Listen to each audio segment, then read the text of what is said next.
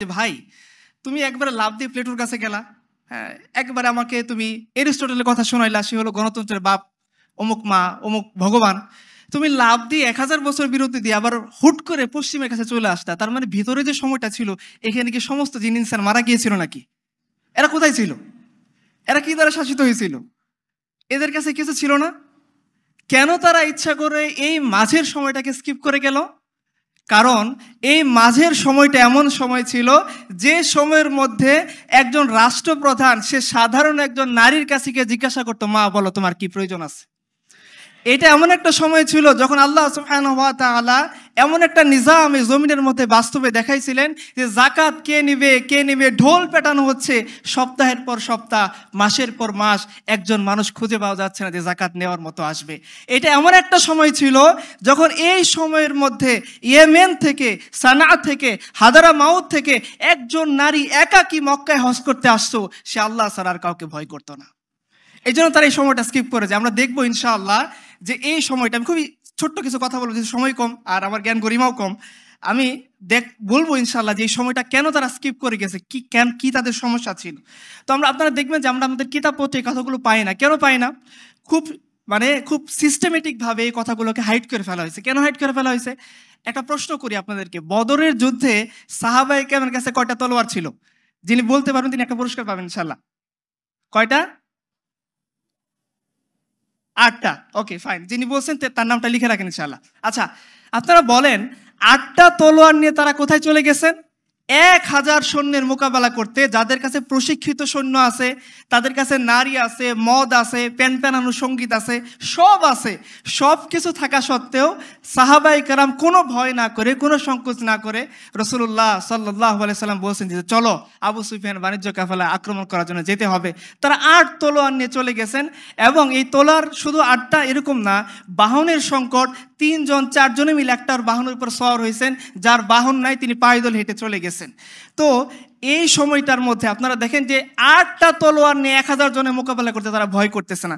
তো স্বভাবতই যদি ওই সময়টার কথা আমাদেরকে বলা হয়, তাহলে এই অডিয়েন্স যারা চিন্তা করে যে আমাদের দিয়ে কিভাবে দিন প্রচার হবে, এই অডিয়েন্স আমাদের সমাজ যখন চিন্তা করে যে মানুষের ভোট না হলে কিভাবে দিন কায়েম হবে, এই সমাজ যে চিন্তা করে যে ম্যাক্সিমামের যদি আমি মতামত না পাই তাহলে কিভাবে শরিয়া কায়েম করব, এদেরকে আটকায় রাখা যাবে না।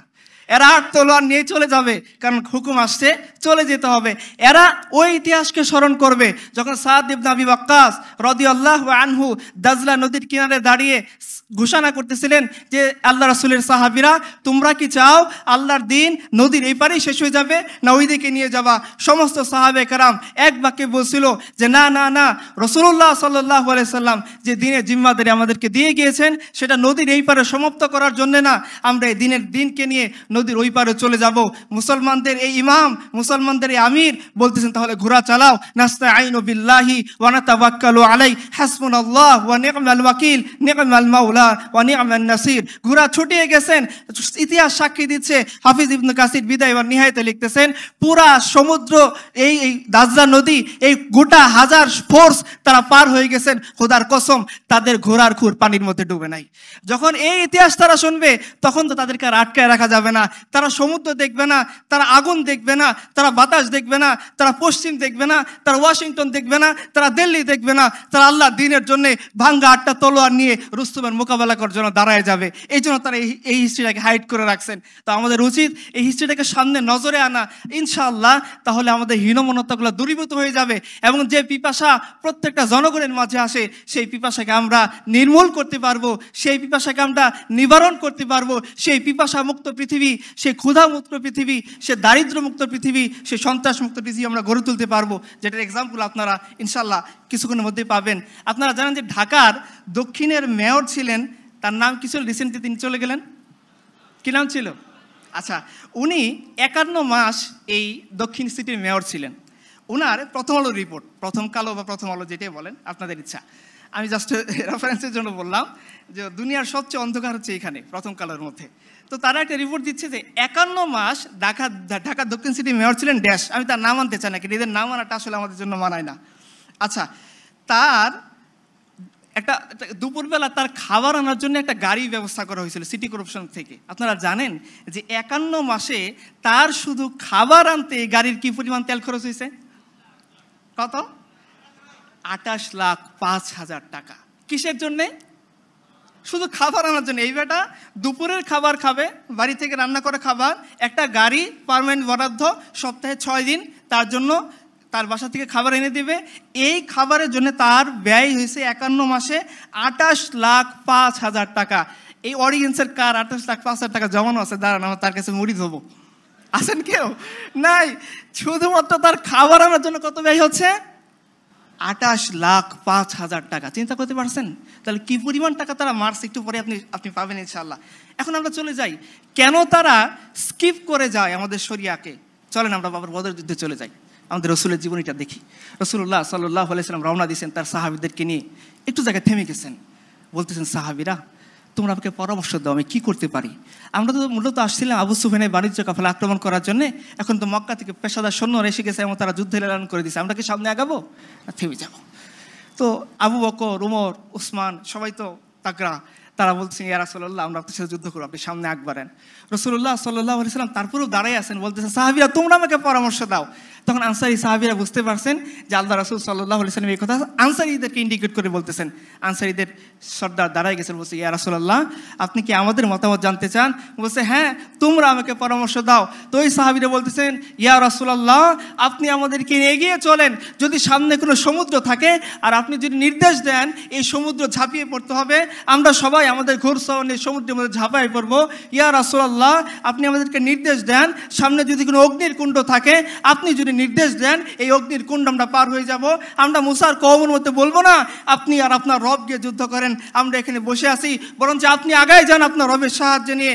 ইনশাআল্লাহ আমরা হলাম যোদ্ধা জাতি, কালকে শত্রুর মোকাবেলায় আমরা এমনভাবে লড়াই করব যে আপনার চোখ জুড়ায় যাবে। তো রাসূলুল্লাহ সাল্লাল্লাহু আলাইহি সাল্লাম এদেরকে নিয়ে সামনে আগবাড়লেন।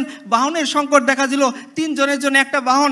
ঠিক একই বাহন ইমামুল মুরসালিন, সাইয়্যিদুল আম্বিয়া, খাতামুন নবিয়্যিন, নবীনা মুহাম্মদুর রাসূলুল্লাহ সাল্লাল্লাহু আলাইহি ওয়াসাল্লাম, উনিও সেই 3 জনের একজন, যিনি বাহন শেয়ার করে চলতেছেন।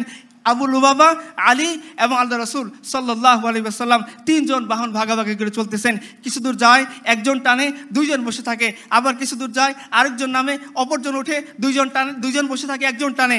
এইভাবে যখন টানতে টানতে রাসূলুল্লাহ সাল্লাল্লাহু আলাইহি সাল্লামের ওয়াক্ত আসলো, সময় আসলো, সাহাবায়ে কেরাম বলে, আবু লুবাবা, আলী রাদিয়াল্লাহু আনহুম, জি ইয়া রাসূলুল্লাহ এটা কিভাবে সম্ভব?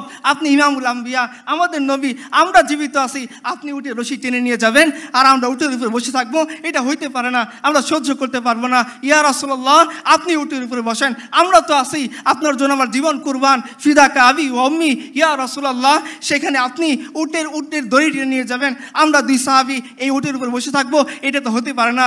রাসূলুল্লাহ সাল্লাল্লাহু আলাইহি সাল্লাম তখন জবাব দিয়ে বলতেছিলেন, পৃথিবীর মানুষ শুনে রাখেন, ইতিহাস শুনে রাখো, এই লোকের অত্যাচারী সম্পদ লুটেরারা তোমরা শুনে রাখো। রাসূলুল্লাহ সাল্লাল্লাহু আলাইহি ওয়াসাল্লাম তখন বলতেছিলেন, আরে আমার সাহাবীরা, তোমার সওয়াবের দরকার আছে, আমার বুঝি দরকার নেই? তোমরা কি শক্তিশালীর দিক থেকে আমার চেয়ে বেশি নাকি? তোমরা উটের উপরে ওঠো, আমি উট টেনে নিয়ে যাবো। রাসূলুল্লাহ সাল্লাল্লাহু আলাইহি সাল্লাম বাহন শেয়ার করে চলেন, আর এরা শুধুমাত্র খাবার বাহনের জন্য জনগণের 28 লাখ টাকা নষ্ট করে। আপনি চলে যান উমরের কাছে, আমাদের পিতা রাসূলুল্লাহ সাল্লাল্লাহু আলাইহি ওয়াসাল্লাম হাতে গড়া খলিফা, তিনি যখন বাইতুল মাকদিস বিজয় হচ্ছেন, তিনি যখন যাচ্ছেন বাইতুল মাকদিসে ইহুদিদের সাথে চুক্তি করতে, কয়টা বাহন নিয়ে গেছেন? কয়টা গাড়ি নিয়ে গেছেন? কয়টা BMW ছিল? তার আগে পরে কতগুলো সৈন্য ছিল? কয়টা বডিগার্ড তার ছিল? তাকে রক্ষা করার জন্য, নাচার জন্য কয়টা নর্তকী ছিল? ছিল কেউ? তার গোলাম, তিনি গোলাম উটের উপর বসতেছেন, উমর টেনে নিয়ে যাচ্ছেন, উমর উটের উপর বসেছেন, গোলাম টেনে নিয়ে যাচ্ছেন। এখন আপনারাই সিদ্ধান্ত নেন, আপনারা কোন সমাজ চান, কোন শরীয়ত চান, কোন ব্যবস্থা চান, যে ব্যবস্থার মধ্যে একটা রাষ্ট্রপ্রধান তার সাধারণ 2 জন প্রজাকে উটের উপর বসিয়ে নিয়ে টেনে যায়, এই এমন সমাজ যে রাষ্ট্রপ্রধান তার গোলামকে উটের উপর বসিয়ে নিজে টেনে নিয়ে যায়, এমন সমাজ না যে সমাজের মধ্যে এই সমাজের নেতাপতিরা, এই সমাজের গোত্রপ্রধানরা, এই সমাজের রাষ্ট্রপতিরা শুধুমাত্র খাবার আনা নেওয়া করার জন্যে জনগণের 28 লাখ টাকা নষ্ট করে? এটা আপনারা সিদ্ধান্ত নেন ইনশাআল্লাহ। এখন আপনারা দেখেন, আরও সামনে আগান। আপনারা জানেন বাংলাদেশের বিচার ব্যবস্থার একটা সিস্টেম হচ্ছে, আমি এখান থেকে পড়ি যাতে আপনারা কেউ মনে না করতে পারেন যে আমি ভুলভাল কথা বলতেছি। সংবিধানের 51 2 নম্বর ধারাটা আমি পড়তেছি, আপনারা একটু শোনেন মনোযোগ দিয়ে। হ্যাঁ, রাষ্ট্রপতির কার্যভারকালে তাহার বিরুদ্ধে কোনো আদালতে কোনো প্রকার ফৌজদারি কার্যধারা দায়ের করা বা চালু রাখা যাইবে না, এবং তাহার গ্রেফতার বা কারাবাসের জন্য কোনো আদালত হইতে পরোয়ানা জারি করা যাইবে না। তাহলে রাষ্ট্রপতি যাকে আপনারা বানাইছেন কি আইনের রক্ষক, তাই না? রাষ্ট্রের পিতা, রাষ্ট্রপতি, রাষ্ট্রের বাপ, রাষ্ট্রের মাকে নাই না? আচ্ছা, না থাক, আচ্ছা ঠিক আছে। তো রাষ্ট্রপতি তাকেই বলতেছে, সংবিধান বলতেছে 51(2) নম্বর ধারা, যে রাষ্ট্রপতি তার দায়িত্ব পালন করার কালে যতক্ষণ সে দায়িত্ব চেয়ারে আসে তার বিরুদ্ধে আদালতে কোনো প্রকার মামলা দায়ের করা যাবে না, কোনো প্রকার গ্রেপ্তারি পরোয়ানা করা যাবে না, কোনো ধরনের বিচারি, ফৌজদারি বা দেওয়ানি কোনো ধরনের বিচারে মুখোমুখি আপনি করতে পারবেন না। এটা আপনাদের জীবন ব্যবস্থা, আপনাদের সমাজের জীবন ব্যবস্থা। চলেন আমরা চলে যাই, ওই যে সময়টা স্কিপ করে গেল তখনকার জীবন ব্যবস্থা। আপনারা জানেন উমর রাদিয়াল্লাহু তাআলা আনহু এমন মানে কি বলা যায় জালালি সাহাবী ছিলেন, রাসূলুল্লাহ সাল্লাল্লাহু আলাইহি ওয়াসাল্লাম নিজে বলছেন যে হে ওমর, তুমি যে রাস্তায় চলো শয়তান সে রাস্তায় যায় না, তোমাকে দেখলে সাইড কেটে চলে যায়। রাসূল সাল্লাল্লাহু আলাইহি ওয়াসাল্লাম নিজে বলছেন যে আমার পরে কেউ যদি নবী হইতো সে হতো ওমর। রাসূলুল্লাহ সাল্লাল্লাহু আলাইহি ওয়াসাল্লাম কতবার বলছেন, হাদিসের কিতাবে খুলে দেখেন, একদিকে আবু বকর একদিকে ওমর, দুজনকে ধরেই বলছেন তোমরা হে আমার সাহাবীরা বলো তো আমাদেরকে কেমন দেখা যায়। মহিলা আসছেন, জিজ্ঞাসা করছেন ইয়া রাসূলুল্লাহ যদি আপনাকে না পাই কার কাছে যাব? রাসূলুল্লাহ সাল্লাল্লাহু আলাইহি ওয়াসাল্লাম বলছেন আবু বকরের কাছে। তিনি বলছেন যদি আবু বকরকে না পাই বলছে উমরের কাছে। কতবার রাসূলুল্লাহ সাল্লাল্লাহু আলাইহি ওয়াসাল্লাম উমরের ইজ্জত সম্মানকে বাড়ানোর জন্য কত হাদিস বলছেন, মিরাজ থেকে এসে বলছেন যে তোমার সম্মানের জন্য জান্নাতে নির্ধারিত ঘরটাতে আমি যাইনি, পাশে তুমি কেমন মনে করো? উমর বলছেন ইয়া রাসূলুল্লাহ আমি কি আপনার সামনে আমার গায়রত দেখাবো? এত জবরদস্ত জালালি সাহাবী, তিনি মদিনার মসজিদে নববীতে খুতবা দিচ্ছেন। সাধারণ একজন বেদুইন বলছেন আপনার খুতবা শুনবো না। কেন শুনবো না? বলছে হে আমিরুল মুমিনিন, একটা করে কাপড় দিছেন, আপনাদের গনিমতের মাল আসলো রাষ্ট্র থেকে দেওয়া হয়েছে রেশন হিসেবে, প্রত্যেককে যে কাপড় দিছেন এই কাপড় দিয়ে কারো পরিপূর্ণ জামা হয় নাই। আমরা চেষ্টা করছি সবাই মিলে একটা পরিপূর্ণ জামা বানানোর, সেই জামা হয় নাই। আমি দেখতে পাচ্ছি আপনার শরীরে ঠিক ওই একই পোশাক ওই একই কাপড় দিয়ে বানানো। আমি আগে আপনার কথা শুনতে চাই, আপনাকে প্রশ্ন করতে চাই, জবাবদিহিতার মুখোমুখি করতে চাই, যে কাপড় দিয়ে আপনার প্রজাদের জনগণের পরিপূর্ণ পোশাক হইল না, সেই কাপড় দিয়ে আপনি কিভাবে কামিজ বানাইছেন? আমাকে জবাব দেন। তখন উমরের ছেলে আব্দুল্লাহ ইবনে ওমর রাদিয়াল্লাহু আনহু তিনি পাশে দাঁড়িয়েছিলেন, তিনি বলতেছেন যে আমি আমার পিতার পক্ষে তোমাদেরকে জবাব দিচ্ছি। শোনো সাহাবী, আল্লাহ রাসূলের সাহাবীরা, আমার পিতা দুর্নীতিবাজ নন, আমার পিতা আত্মসৎকারী নন, আমার পিতা এরকম নন যে জনগণকে তিনি 1 টাকা দিয়েছেন নিজে 2 কোটি টাকা খেয়ে ফেলছেন, ব্যাপারটা এরকম না। বলছে আমার পিতা তিনিও 1 টুকরা পোশাক পাইছেন, আমি আব্দুল্লাহ ইবনে ওমর শাহজাদা প্রিন্স আমি 1 টুকরা কাপড় পাইছি। বাড়িতে গিয়ে দেখি না আমার পোশাক হচ্ছে না বাবার পোশাক হচ্ছে, আমি আমার টুকরাটা আমার পিতাকে হাদিয়া দিয়েছি আর এই টুকরা দিয়ে আমার পিতা পরিপূর্ণ কামিজ বানাইছেন। এই হচ্ছে তোমাদের ঘটনায় বিস্তারিত। তখন ওই সাহাবী বলছেন এখন আপনি খুতবা পড়েন, বলেন আপনি কেমন সমাজ চান? যে সমাজের মধ্যে রাষ্ট্রপতি তার চেয়ারে থাকা অবস্থায় সে সুদ খাক, সে ঘুষ খাক, সে দুর্নীতি করুক, সে মানুষের টাকা মানি লন্ডারিং মাধ্যমে পাচার করুক বা জনগণের সম্পত্তি আত্মসাৎ করুক, তাকে বিচারে মুখোমুখি করা যাবে না, এরকম সমাজ? না যে সমাজের মধ্যে যে সাহাবীকে দেখলে শয়তান রাস্তা ছেড়ে দেয় তাকেও একজন সাধারণ বেদুইন প্রশ্নের মুখোমুখি করতে পারে, সেই সমাজ? এটা আপনারা চিন্তা করেন। আমর ইবনুল আস রাদিয়াল্লাহু আনহু মিশর বিজেতা সাহাবী, মিশরের জাতির পিতা, তিনি একবার কি হয়েছে, আমরের ছেলে এক ঘোড়দৌড় প্রতিযোগিতা হয়েছে, তো একজন সামনে চলে গেছে, আমর ইবনুল আসের ছেলে তাকে গুতা দিয়ে ফেলে দিয়েছেন। এই সাহাবী মদিনায় চলে গেছে, মদিনায় গিয়ে উমরের দরবারে নালিশ পেশ করতেছে যে আপনি এমন গভর্নর কেন বানাইছেন যে গভর্নর মানুষকে গোলামের মতো মনে করে। উমর তলব করছেন চিঠি দিয়ে, আমার চিঠি পাওয়া মাত্রই হে আমর ইবনুল আস তুমি এবং তোমার ছেলে মদিনা সেন্ট্রাল গভর্নমেন্টের কাছে যে হাজির হবা। উমরের কাছে আসছেন, উমর বলতেছেন যে কি ব্যাপার, কি শুরু করছো? মানুষ তার সন্তানদেরকে, একজন মা তার সন্তানদেরকে স্বাধীন হিসেবে জন্ম দিছে, তোমরা কবে থেকে এদেরকে গোলাম বানানোর জন্য চেষ্টা করতেছো? কবে থেকে মানুষকে তোমরা গোলাম মনে করা শুরু করছো? নাও পিঠ পেতে দাও। ওই সাহাবীকে বলছেন যাও তুমি গিয়ে আমর ইবনে আসের ছেলের কাছ থেকে বদলা নাও। এই উমর রাদিয়াল্লাহু আনহু যখন তার ছেলে অপরাধ করছে এই মিশরে, তিনি অ্যালকোহল অ্যাডিকশনের দায়ে গ্রেফতার হয়েছেন। মিশরের গভর্নর আমর ইবনুল আস রাদিয়াল্লাহু আনহু তিনি খলিফা আমিরুল মুমিনের ছেলে দেখে তিনি গভর্নরের প্রাসাদের ভিতরে এনে তিনি তার শাস্তি কার্যকর করছেন, শাস্তি দিয়েছেন গোপনে, অথচ ইসলামের নির্দেশ হচ্ছে প্রকাশ্য অপরাধের শাস্তি প্রকাশ্য হবে। আর উমরের ছেলে তিনি প্রকাশ্যে অ্যালকোহল পান করেছিলেন, যার কারণে ইসলামের নির্দেশ শাস্তি ছিল এই শাস্তি তাকে প্রাসাদের বাইরে সবার সামনে দিতে হবে।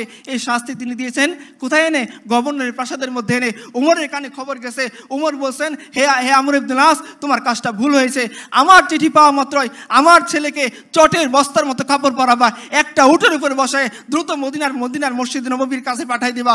আমি উমর জীবিত থাকা অবস্থায় এইটা হইতে পারবে না যে আমার ছেলে দেখে তুমি শরিয়া নির্ধারিত শাস্তি পরিপূর্ণ দিছো, ঠিক আছে, কিন্তু মানুষের সামনে দাও নাই, অথচ এই শাস্তি সে মানুষের সামনে পাওয়ার যোগ্য, তাড়াতাড়ি মদিনার সেন্ট্রাল গভর্নমেন্টের কাছে পাঠাও, আমি উমর নিজ হাতে আমার ছেলের শাস্তি প্রকাশ্যে কার্যকর করব। এখন আপনারা সিদ্ধান্ত নেন কোন সমাজ আপনারা চাইবেন, কোন জীবন ব্যবস্থা আপনারা চাই দিবেন। যে জীবন ব্যবস্থায় রাষ্ট্রপতিকে প্রশ্ন করা যায় না, যে জীবন ব্যবস্থায় রাষ্ট্রপতিকে আইনের আওতায় আনা যায় না, যে জীবন ব্যবস্থায় রাষ্ট্রপতি চেয়ারে গতিতে থাকা অবস্থায় তার বিরুদ্ধে মামলা দায়ের করা যায় না, এরকম সমাজ না ওই সমাজ যে সমাজের মধ্যে আমিরুল মুমিনের সামনে প্রশ্ন করা যায়, ওই সমাজ যে সমাজের মধ্যে আমিরুল মুমিনের ছেলেকে মামলার কাঠগড়ায় দাঁড় করানো যায়, ওই সমাজ যে সমাজের মধ্যে গভর্নরকে এনে তার সামনে বিচারে মুখোমুখি করা যায়, এই সমাজ কিনা যখন ওই লোকটা ওই আমির ইবনুল আসের ছেলেকে পিটাচ্ছিল, পিটাইতে পিটাইতে আমির ইবনুল আসের ছেলে অজ্ঞান হয়ে গেছে, খলিফাতুল মুসলিমিন আমিরুল মুমিনিন ওমর ইবনুল খাত্তাব রাদিয়াল্লাহু আনহু নিজের পিঠ পেতে দিয়ে বলতেছেন, তুমি এখন আমাকে পিটে তোমার প্রতিশোধ নাও। সিদ্ধান্ত নেন কোন সমাজ আপনারা চান। আমাদের কিছু বলার নেই। বাংলা সালতানাত থেকে আমি ছোট্ট একটা ঘটনা বলি, যেটা স্ক্রিপ্ট করে চলে গেছেন। আপনারা সম্ভবত সুলতান গিয়াসউদ্দিন আজম শাহ রহমতুল্লাহি আলাই ওনার নাম শুনে থাকবেন। উনি একবার শিকারে গেছেন, শিকারে গিয়ে এক বিধবা নারীর তিনি সন্তানকে তীর নিক্ষেপ করে হত্যা, বিধবা নারীর নাতিকে তীর নিক্ষেপ করে হত্যা করে ফেলেছেন। ডক্টর আব্দুর রহিমের বইতে লেখা আছে, প্রথম খণ্ডের মধ্যে আপনারা পেয়ে যাবেন। তো ওই বৃদ্ধা, তার তিন আর কেউ নাই, এই নাতি ছিল তার একমাত্র অবলম্বন। তিনি গিয়ে কাজীর কোর্টে মামলা দায়ের করছেন। সুলতান গিয়াসউদ্দিন আজম শাহ রহমতুল্লাহি আলাই কাজীর কোর্টে হাজিরা দিয়েছেন, দাঁড়িয়ে আছেন। কাজী বলতেছেন, হে সুলতান, আপনি সুলতান হয়েছেন ঠিক আছে, আপনি স্বীকার করবেন ঠিক আছে, কিন্তু আপনি স্বীকার করতে গিয়ে কেন এই বিধবা নারীর নাতিকে আপনি হত্যা করছেন? সুলতান গিয়াসউদ্দিন আজম শাহ রহমতুল্লাহি আলাই চোখ বড় করে তাকান নাই, এ কথা বলেন নাই, আমি রাষ্ট্রপ্রধান, আমি কুরসিতে আসি, তুমি কে হে যে আমার ব্যাপারে প্রশ্ন করবা? তিনি কোনো কথা বলেন নাই। তিনি তখন বৃদ্ধার দিকে তাকাই বলছেন, বৃদ্ধা, হে বুড়িয়া, ইসলাম তোমাকে তিনটা অপশন দিছে, তুমি হত্যার বদলে হত্যা চাও, তুমি হত্যার বদলে অর্থ চাও, অথবা হত্যা বদলে মাফ করে দাও। আমি সুলতান গিয়াসউদ্দিন আজম শাহ তোমার সামনে আত্মসমর্পণ করতেছি, তুমি চাইলে এই তিনটা যে কোনো একটা পদক্ষেপ নিতে পারো। ওই বৃদ্ধা মহিলা খুশি হয়ে যদি বলছেন, এটাই যদি ইসলাম হয়, এটাই যদি আপনার বিচার হয়, তবে আমি আপনাকে অন্তর থেকে মাফ করে দিলাম। এখন আপনারা সিদ্ধান্ত নেন আপনারা কোন সমাজ, কোন অবস্থা চান। আপনাদের সমাজের আরও একটা অবস্থা আমি বলি, গত 15 বছরে শুধুমাত্র সড়ক এবং জনপথ অধিদপ্তরের দুর্নীতি পরিমাণ ছিল 50,835 কোটি টাকা। প্রথম কালোর রিপোর্ট। 2015 সালে বাংলাদেশ থেকে পাচার হয়েছে 50,000 কোটি টাকা। আপনারা জানেন যে আমাদের এই বিগত ফ্যাসিস্ট সরকার আমাদের কাঁধে 18,36,000 কোটি টাকা ঋণ রেখে গেছে। আমাদের এখন মাথাপিছু ঋণের পরিমাণ কত? 1.5 লাখ টাকা। আপনারা মাসে কয় টাকা ইনকাম করেন? কয় টাকা? দেখেন, একটা মজার জিনিস খেয়াল করেন। পুঁজিবাদ আমাদেরকে শেখাইছে কি, যে মাথাপিছু আয়। সালমান এফ রহমানের মাথাপিছু আয় কত? 3,06,144 টাকা, তাই না? সালমান এফ রহমানের মাথাপিছু আয় 3,06,000 টাকা। আমার মতো ফকির, আমার মাথাপিছু আয় কত? পকেটে আমার 30 টাকা নয়। তাহলে আপনাকে বুদ্ধি দিয়েছে, দেখো বাবা, আমরা 50,000 কোটি টাকা দেশ থেকে পাচার করে দিব, আমরা একটা ব্যাংক থেকে 3,000 কোটি টাকা তুলে গায়েব করে ফেলবো, কিন্তু মনে রেখো তোমারও যাই আমারও দুজনের আয় সমান। খান আপনার এরকম লাড্ডু খান, বুঝেন না, বিয়ের মতো দিল্লি কা লাড্ডু, जो খায়গা ও ভি পস্তায়েগা, जो नहीं খায়গা ও ভি পস্তায়েগা। আচ্ছা, ঠিক আছে। তো দেখেন, আরও দেখেন আমাদের সমাজের অবস্থা। আমার সময় নেই, আমি খুব সংক্ষেপে কিছু কথা বলতেছি। ঠাকুরগাঁওয়ের একটা ঘটনা আপনাদেরকে বলি। ঠাকুরগাঁয়ের এক মা, তার নাম হচ্ছে শিল্পী বেগম। এই মা তার নিজের বাড়ি ভাড়া এবং মুদির দেনা মেটাতে না পেরে তার সন্তানকে 30,000 টাকায় বিক্রি করে দিচ্ছে। আরও দেখেন, হাফিজুল ইসলাম, এক অথর্ব বাবা, যে শুধুমাত্র এই জন্যে তার সন্তানকে 6,000 টাকার বিনিময়ে বিক্রি করে দিছে, কারণ সন্তান নিয়ে তার মা যখন গার্মেন্টসে যায় তাকে অ্যাকসেপ্ট করে না। সন্তান সহ গার্মেন্টসের চাকরি সে ঠিকভাবে করতে পারে না, এই জন্যে সে আর তার স্বামী মিলে মাত্র 6,000 টাকায় সন্তান বিক্রি হচ্ছে। কিসের জন্যে? নিজের দারিদ্রতা নির্মূল করার জন্যে। বানিয়াচং উপজেলার একটা কাহিনী শোনেন। রহিমউদ্দিনের স্ত্রী আকলিমা বেগম তিনি মাত্র 6,000 টাকার বিনিময়ে নবজাতক বিক্রি করে দিয়েছে। কেন বিক্রি করেছে জানেন? এই তার গরিব স্বামী তাকে নিয়ে বাণিজ্যং হাসপাতালে ভর্তি করাইছে। যে পরিমাণ টাকা আসছে এই গরিব মানুষের পক্ষে দেওয়া সম্ভব হয় নাই। তাকেও বলছে যে না, আমি তোমার বউকে রিলিজ দেবো না, টাকা আনো।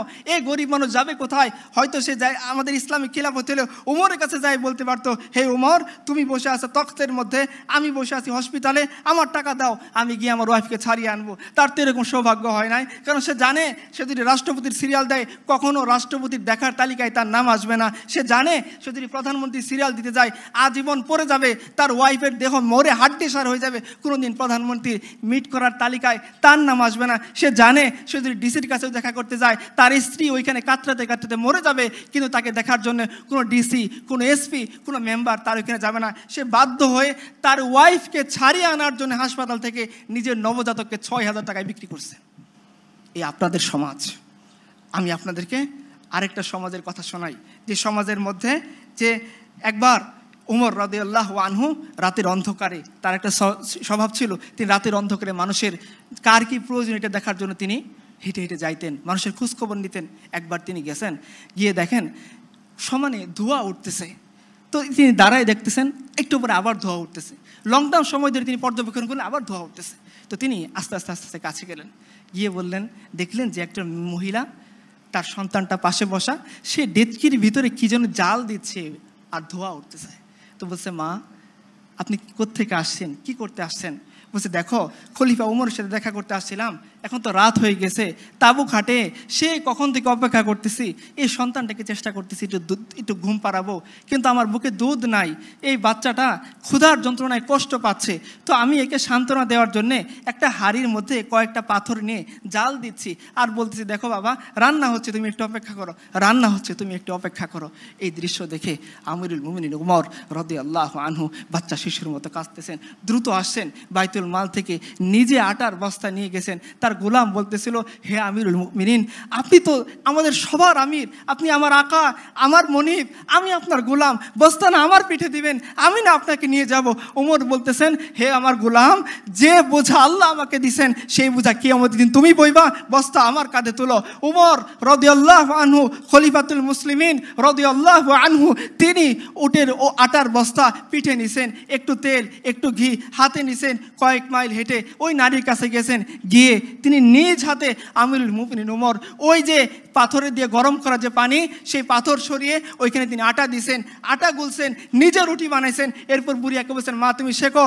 এই উমর খলিফাতুল মুসলিমিন রাদিয়াল্লাহু আনহু তিনি চলে গেছেন ওই বাচ্চার কাছে, গিয়ে যে উমরকে দেখলে শয়তান রাস্তা ছেড়ে দেয়, এই উমর বাচ্চা, আমরা যেভাবে ঘোরাঘোরা খেলি পিচ্চির সাথে, এই খলিফাতুল মুসলিমিন উমর রাদিয়াল্লাহু আনহু বাচ্চা শিশুর সাথে তিনি ঘোরাঘোরা খেলতেছেন আর বলতেছেন,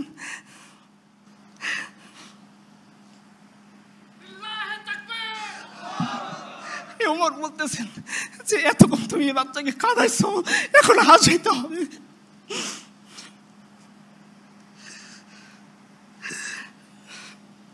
আমি এমন কোন নেতার কথা বলতেছি না যারা মানুষের ভোট ডাকাতি করে নেতা হয়, আমি এমন নেতার কথা বলতেছি যিনি আল্লাহর কাছ থেকে জান্নাতের সার্টিফিকেট পাইছেন। উনি বলতেছেন যে ওমর, যতটুকু তুমি বাচ্চাকে খাওয়াইছো এখন তোমাকে হাসাইতে হবে। এখন আপনারা সিদ্ধান্ত নেন, আপনারা কোন কোন রাষ্ট্রপ্রধান চান, কোন কি চান? উমরের এই যে সময় কাটতেছে এটাই শেষ না, এটাই শেষ না। উমরের জিন্দিগি পরে দেখেন, এক বেদবা আসছে, একজন প্রেগনেন্ট মহিলাকে নিয়ে এক বেদুইন আসছে, সে উমরের কাছে কিছু চায়। তারও আস্তে আস্তে রাত হয়ে গেছে, সে তাঁবুর মধ্যে অপেক্ষা করতেছে, আর ওদিকে তার স্ত্রীর প্রসব বেদনা শুরু হয়ে গেছে, কাঁদতেছে এই বেদুইন বসে। এখন সে কী করবে? একা তো তার কিছু করার নাই, এই মহিলাকে সে কীভাবে সামলাবে, কীভাবে ওইখান থেকে মদিনার কাছে যাবে? ও ওমরের কাছে ধরা পড়ছে, ওমরের কাছে ধরা পড়ছে। ওমর বলছে, তোমার কি হয়েছে? বেদুইন বলছে, তুমি সরো এখান থেকে, তুমি পুরুষ মানুষ, তুমি কি করতে পারবো আমাকে এই মুহূর্তে? উমর বলতেছেন, বলোই না তোমার কি হয়েছে। বলছে, দেখো আমি আমিরুল মুমিনিন উমরের সাথে দেখা করতে আসছিলাম, আর পথের মধ্যে আমার স্ত্রী ছিল প্রেগনেন্ট, সে এসে এই অবস্থায় পড়ে গেছে, এখন তার বাচ্চা হবে, আমি পুরুষ মানুষ, এই মহিলাকে নিয়ে এখন কি করব চিন্তায় পড়ে আছি।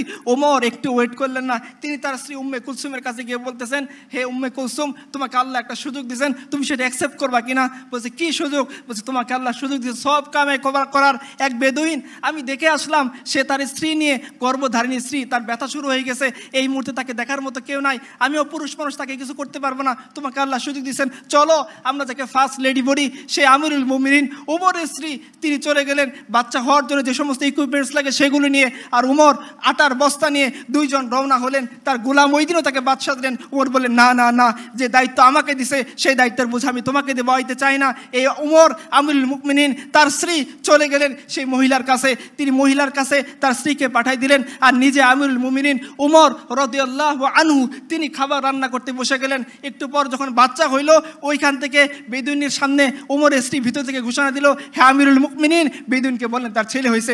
বেদুইন এতক্ষণ উমরের পাশে বসেছিল, একটু পরে সে সরে গেল। উমর বলছে, না না, তুমি সরো না, তুমি যে আর্গুমেন্ট নিয়ে উমরের কাছে আসছিলা, হতভাগা উমর, তোমার সামনে তুমি যা কিছু বলতে চাও এখন বলো, কি আমাদের দিন উমরকে তুমি অপরাধী সাব্যস্ত করো না।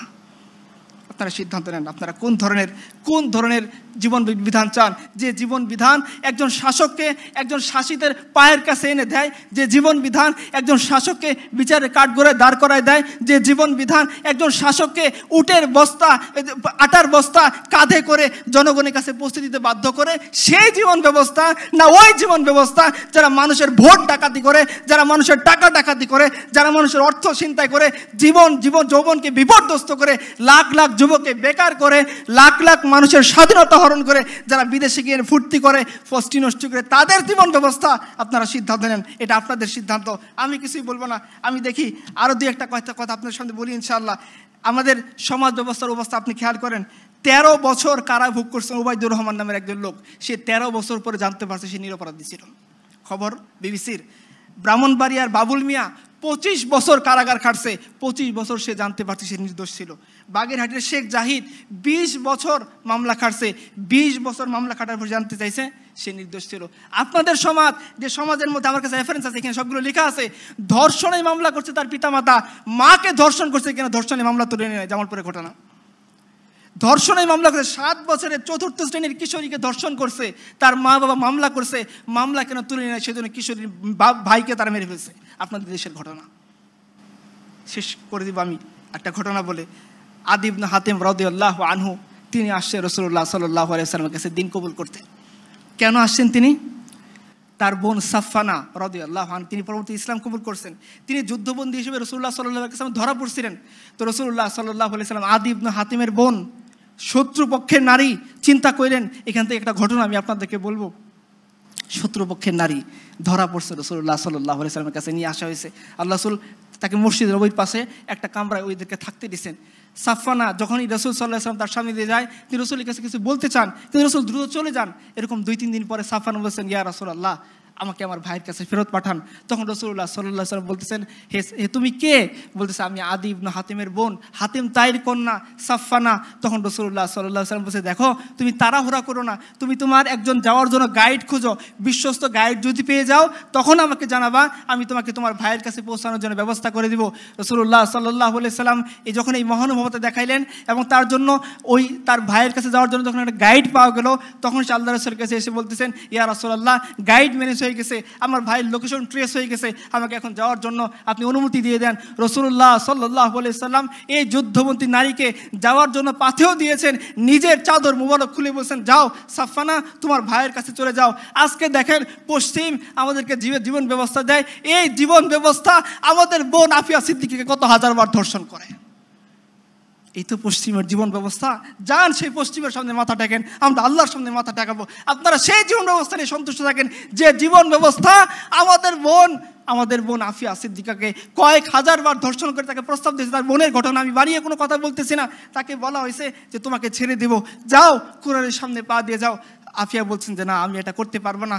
তো আফিয়া, তার বোন বলতেছিল যে আফিয়ার তার স্বপ্নের মধ্যে রাসূলুল্লাহ সাল্লাল্লাহু আলাইহি ওয়াসাল্লাম আসছেন, এসে জিজ্ঞাসা করতেছেন, আল্লাহ রাসূলকে জিজ্ঞাসা করছেন আফিয়া, ইয়া রাসূলুল্লাহ, আমার ইমতিহান, এই পরীক্ষা কবে শেষ হবে? রাসূলুল্লাহ সাল্লাল্লাহু আলাইহি ওয়াসাল্লাম বলেন, এটা তোমার ইমতিহান না, এটা আমার উম্মতের পরীক্ষা। सितारों से आगे ये जहान और भी है, अभी इश्क के इम्तिहान और भी है, शाहीन है तू परवेज से काम तेरा, तेरे सामने आसमां और भी है। মুসলিম উম্মাহ তিনি বলছিলেন, তখন যখন আমেরিকার ফৌজিরা তাকে জিজ্ঞাসা করে, তিনি একটা অভিমান করে কথা বলছেন যে আমি এভাবে কোরআনের উপর পা দিয়ে যাব না, আমাকে সারানোর জন্য মোহাম্মদ বিন কাসেম আসবে।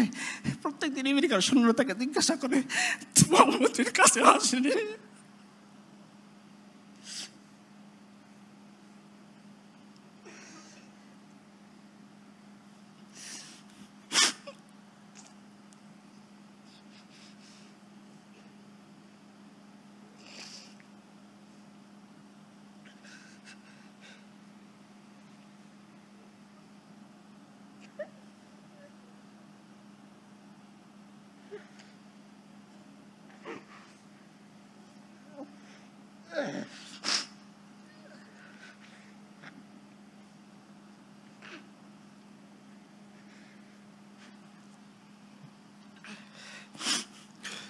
রাসূলুল্লাহ সাল্লাল্লাহু আলাইহি ওয়াসাল্লাম এই সাফওয়ানাকে ফিরিয়ে দিয়েছেন। এই দৃশ্য যখন আদি ইবনে হাতিম দেখছে, এরকম যদি সে দেখে নাই কোনোদিন যে যুদ্ধবন্দী একটা নারীকে রাষ্ট্রপ্রধান চাদর দিয়ে ফেরত পাঠায়, তো সে আসছে রাসূলুল্লাহর কাছে দিন কবুল করতে। রাসূলুল্লাহ সাল্লাল্লাহু আলাইহি ওয়াসাল্লাম বলছে, আদি তুমি ইসলামের এই দরিদ্র হালত দেখে বুঝি দিন কবুল করতেছো না? মনে রেখো এমন একটা সময় আসবে যে ইসলামের যারা অনুসারী তারা মালামাল হয়ে যাবে, দুনিয়া তাদের পায়ের নিচে পড়ে থাকবে। যে আদি তুমি এমন একটা সময় দেখবা যে হাজারা মাউত থেকে একটা নারী হজ করার জন্য সে মক্কায় আসবে, সে আল্লাহ ছাড়া আর কাউকে ভয় করবে না। আদি তুমি এমন একটা সময় দেখবা যখন জাকাত নেওয়া কে নেবে বলে ঢোল পেটানো হবে, কিন্তু জাকাত নেওয়ার মতো একটা লোক খুঁজে পাওয়া যাবে না। আদি ইবনে হাতিম একথা বিশ্বাস করেননি। তখন আল্লাহ রাসূল বলছেন, তুমি এটা বিশ্বাস করো, এরকমটা হবেই। আদি ঈমান কবুল করছেন এবং আদি নিজে বলছেন যে আমি নিজের চোখে সাক্ষ্য দিচ্ছি যে আমি ওই দৃশ্য দেখেছি। হাদারা মাউত থেকে, ইয়েমেন থেকে, সানা থেকে একজন নারী হজ করতে আসতেছে, সে আল্লাহ ছাড়া আর কাউকে ভয় করে না। আপনি আপনার সমাজের কথা চিন্তা করে দেখেন, প্রিয় ভাই যারা আছেন তারা কি রাত 12টার সময় আপনার কোনো বোন, আপনার কোনো পরিবারকে এই সমাজে একাকী ছাড়তে আপনি স্বাচ্ছন্দ্য ফিল করবেন? আপনার মন সবসময় তরাপতে থাকবে, কখন না জানি কি হয়ে যায়, কখন না যে কোন দিক থেকে আমার বোনকে কেউ রেপ করে ফেলে। কিন্তু এই আদি ইবনে হাতিম সাক্ষ্য দিচ্ছে যে হ্যাঁ, আমি এমন একটা জীবন ব্যবস্থা দেখেছি যে জীবনের মধ্যে একটা নারী সে ইয়েমেন থেকে একাকী আসছে, সে আল্লাহ ছাড়া কাউকে ভয় করে নাই। আদি ইবনে হাতিম বলছেন, আমি সেই দৃশ্য দেখছি যখন কিসরা এবং কায়সারের ধন সম্পদ মদিনার রাস্তায় পড়ে থাকছে, কিসরা এবং কায়সারের রাজ মুকুট মানুষ পা দিয়ে লাথি দিছে, কিন্তু সেটাকে কি অ্যাকসেপ্ট করার জন্য প্রস্তুত থাকে নাই। আদি বলছেন 3 নম্বর যে ঘটনা, আমি আশা করি সেটা দেখবো। আদি ইবনে হাতিম সেটা দেখে যেতে পারেন নাই, কিন্তু আমরা জানি ইতিহাস সাক্ষ্য দেয় ওমর রাদিয়াল্লাহু আনহুর জামানায় যখন ইয়েমেনের গভর্নর করে পাঠানো হলো আমাদের মুয়াজ ইবনে জাবালকে রাদিয়াল্লাহু আনহু, মুয়াজ ইবনে জাবাল কিছুদিন পরে, কয়েক মাস পরে তিনি মদিনার জাকাত সেন্ট্রাল গভর্নমেন্টের কাছে পাঠাইছেন। আপনারা জানেন জাকাতের একটা বিধান হলো জাকাত যে অঞ্চলে কালেক্ট করা হয় ওই অঞ্চলে বিতরণ করতে হয়। তো ওমর পত্র লিখছেন যে হে মুয়াজ, তুমি কেন জাকাতের টাকা ইয়েমেন থেকে সেন্ট্রাল গভর্নমেন্টের কাছে পাঠাইছো? বলছে, হে আমিরুল মুমিনিন, এইখানে জাকাত নেওয়ার মতো কোনো লোক খুঁজে পাইনি, এই জন্য আমি এই টাকা আপনার কাছে পাঠাইছি। আপনার উমর ইবনে আব্দুল আজিজ রহমতুল্লাহি আল্লাহর কথা জানেন, বিদায় বা নিহায়াতে লেখা হয়েছে উমর ইবনে আব্দুল আজিজ এমন জীবন ব্যবস্থা কায়েম করছিলেন, যেদিন তিনি মারা যান সেই দিন একজন বুজুর্গ দেখতেছিলেন যে সিংহ একজন বকরিকে আক্রমণ করছে, তখন উনি বলতেছিলেন যে হ্যাঁ, উমর ইবনে আব্দুল আজিজ মারা গেছে, কারণ উমর ইবনে আব্দুল আজিজ মারা গেছে বলতে এই সিংহ এই অন্যায়ভাবে এই বকরির উপর আক্রমণ করছে। আপনারা জানেন না এই হিস্ট্রিগুলোর কথা? যখন ইসলাম কায়েম হয়ে গেছে, যে সমস্ত মানুষদেরকে মুসলমানদের অলিউল আমররা নেতা বানাইছে তাদের হিস্ট্রি আপনারা জানেন না? মিলিয়ে দেখেন আমাদের সমাজের এই ডাকাতগুলোর সাথে, মিলিয়ে দেখেন তাদের জীবনের সাথে, আপনারা কি খুঁজে পাবেন? সাইদ ইবনে আমের আল জুমাহি রাদিয়াল্লাহু আনহু তার বিরুদ্ধে 4টা অভিযোগ দিছে। বলছে, হে আমিরুল মুমিনিন ওমর, আপনার নিয়োজিত এই গভর্নর সে আমাদের সাথে দিনের একটা লম্বা সময় সকাল থেকে কথা বলে না, সে মাসের একটা দিন বাইরে বের হয় না, মাঝে মধ্যে সে অজ্ঞান হয়ে যায়, এবং তার বিরুদ্ধে আর একটা অভিযোগ হলো কি যে সে রাতের বেলা জনগণের কথা শুনতে চায় না। উমর সাইদ ইবনে আমের আল জুমাহিকে চিঠি লিখছেন যে আসো, তোমার বিচার হবে, জনগণ তোমার বিরুদ্ধে অভিযোগ দিছে।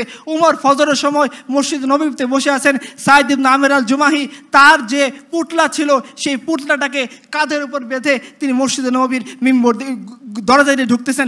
উমর বলতেছেন আমার চোখ কি ধোঁকা খাইতেছে, এই কে সাইদ ইবনে আমর আল জুমাহি যে হিমসের গভর্নর, তার বাহন কোথায়, তার সে রাজকীয় ভাব কোথায়? সাইদ ইবনে আমর আল জুমাহি উমরের সামনে হাজিরা দিয়ে বলতেছেন হে আমিরুল মুমিনিন, যে বাহন আপনি দিয়েছেন সেটা রাষ্ট্রীয় কাজের জন্য, সরকারি কাজের জন্য, এখন বেসরকারি হিসেবে আমাকে তলব করেছেন। আমি সাইদ ইবনে আমর আল জুমাহি হিমস থেকে হেঁটে আপনার কাছে বিচার আদালতের সামনে দাঁড়ানোর জন্য আসছি। পুটলা কেন নিয়ে আসতো? বলছে আমি জানি না আপনি আমাকে আটকে রাখবেন নাকি আমাকে বহিষ্কার করবেন, আমার তো সম্পদ ছিল এই পুটলার মধ্যে বেঁধে নিয়ে আসছি। উমর জিজ্ঞাসা করতেছেন বলো তোমার বিরুদ্ধে অভিযোগ, তুমি সকাল থেকে লম্বা সময় দেখা করো না মানুষের সামনে। বলছে হ্যাঁ আমিরুল মুমিনিন, আমার ঘরে কাজ করে দেওয়ার মতো কোনো লোক নেই যে আমার কাজে সহযোগিতা করবে।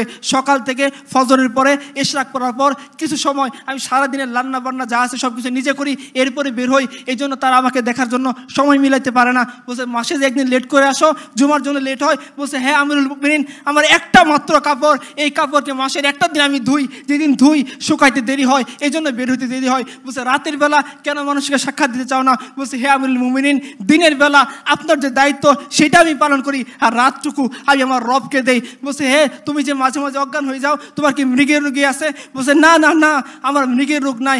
আমার চোখের সামনে একজন সাহাবীকে মক্কার মুশরিকটা ধরে টুকরা টুকরা করছিল, আর সে মরার সময় বলতেছিল ওয়ালাস্তু উবালি হিনা ওয়াকতালু মুসলিমান আলা আই জানবিন কানা লিল্লাহি মাসরাই ওয়া যালিকা ফি যাতিল্লাহি ইয়াশা ইউবারিক আলা আওসালি শিলবিন মুমাজ্জাই। আমার চোখের সামনে তাকে টুকরো টুকরা করা হয়েছে, তাকে শরীরের উপর চড়ে দেওয়া হয়েছে, কিন্তু আমি কিছু করতে পারিনি। যখন এই দৃশ্য আমার মনে আসে আমি বেহুশ হয়ে যাই। এই হচ্ছে আমার অবজেকশন।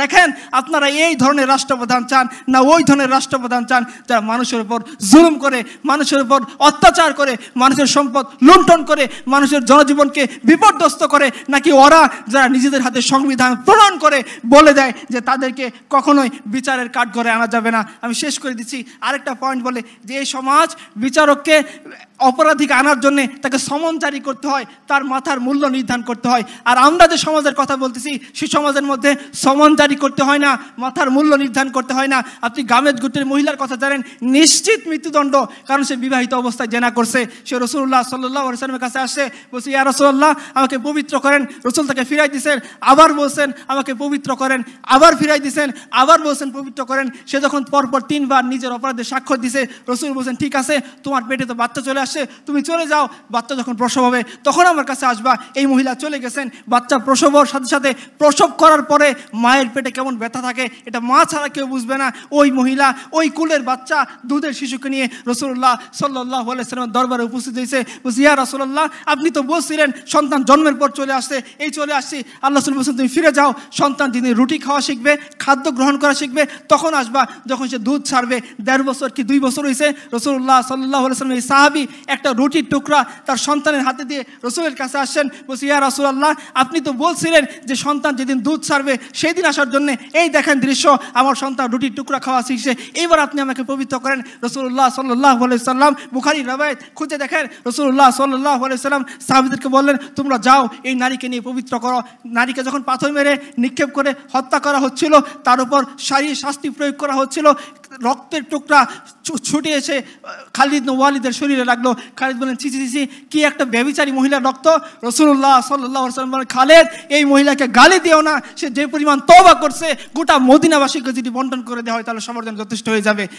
আপনারা জানেন যে মাইজ ইবনে মালিক আল আসলামি একই ঘটনা ঘটছে। তাহলে যে সমাজ, কোন সমাজ আপনারা চান যে সমাজের মধ্যে অপরাধীকে খুঁজে আনার জন্য সমন জারি করতে হয়, অপরাধী অপরাধ করার পর পুলিশকে টাকা দিয়ে পার পেয়ে যায়, অপরাধী অপরাধ করার পর উকিলকে টাকা দিয়ে পার পেয়ে যায়, অপরাধী অপরাধ করার পর জজকে টাকা দিয়ে পার পেয়ে যায়? না ওই সমাজ যে সমাজের মধ্যে একজন অপরাধী সে যদি অপরাধ করে সে শুধুমাত্র আল্লাহকে ভয় করে, সে অপরাধী এই কথা বলে সে লুকিয়ে যায় না, সে অপরাধী এই কথা বলে সে আদালত থেকে দূরে থাকে না, সে অপরাধী এই কথা বলে সে ঘুষ দেয় না, বরঞ্চ সে আল্লাহর সামনে আত্মসমর্পণ করার জন্য নিজের জীবনকে সঁপে দেয়। রাসূলুল্লাহ সাল্লাল্লাহু আলাইহি ওয়াসাল্লাম এই মহিলার ব্যাপারে বলছিলেন যে তোমরা কি আর কাউকে দেখছো যে আল্লাহর অধিকারের সামনে নিজেকে এইভাবে সঁপে দিয়েছিল? এখন আপনারা সিদ্ধান্ত নেন আপনারা কোন সমাজ চান যে সমাজের মধ্যে এই ধরনের ইনসাফ থাকবে, ন্যায় থাকবে, আদল থাকবে, এই সমাজ, না ওই সমাজ যে সমাজের মধ্যে আমার আপনার এমন কোনো অধিকার থাকবে না, আমাদেরকে না মানুষের তালিকায় রেখে আমাদেরকে আয়না করে রাখা হবে? ওই সমাজ আপনারা সিদ্ধান্ত নেন। ওয়া আখিরু দাওয়ানা আলহামদুলিল্লাহি রাব্বিল আলামিন।